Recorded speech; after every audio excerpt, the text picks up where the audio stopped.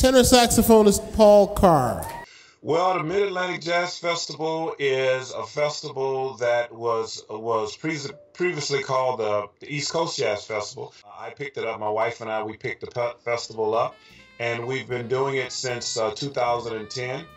And every year it has grown. So we're trying to get everybody involved at the festival. Jazz fans, jazz education.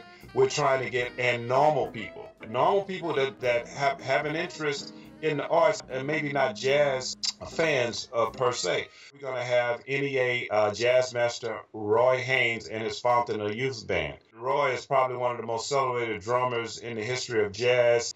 He's played with Lester Young to Christian McBride and everybody in between. 2 weeks ago down at the Kennedy Center, I sat maybe 10 feet from him, and he is not missing a beat. We're going to have Renard Harper's group, one of the busiest men in jazz. We're going to have Carmen Bradford.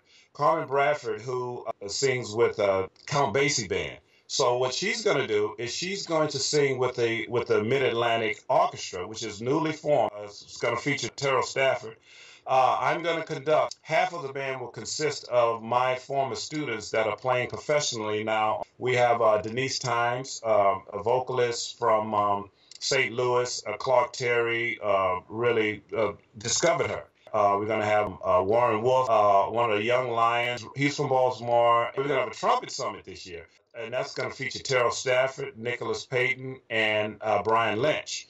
And Brian Lynch was Art Blakey's last, trumpet player, and he's huge into jazz education as well as Terrell Stafford and all of the artists that we bring in. That's just one of the main things that we try to focus on, that they're giving and they're into the jazz education. Carmen Bradford, for instance, is going to do a master class on Saturday. The Mid-Atlantic Jazz Festival is about. It's about education, fostering in the new. I really like that concept of, trying to get more normal people to jazz.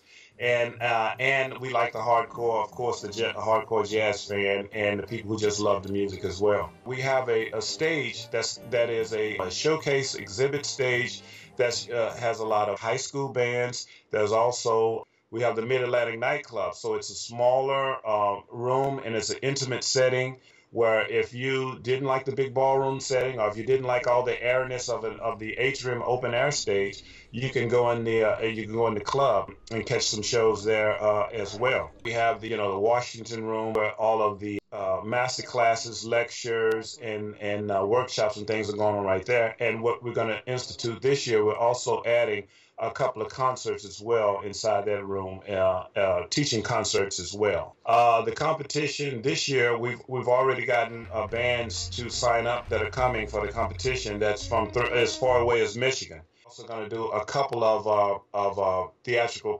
productions. Bud Not Buddy, and it's a book that was written by Christopher Curtis. It's a children's book. So we're partnered up with the Adventure Theater, and Adventure Theater it's the longest running children's theater in the Washington metropolitan area. It'll be all young people, the actors, young people playing in the orchestra for the production.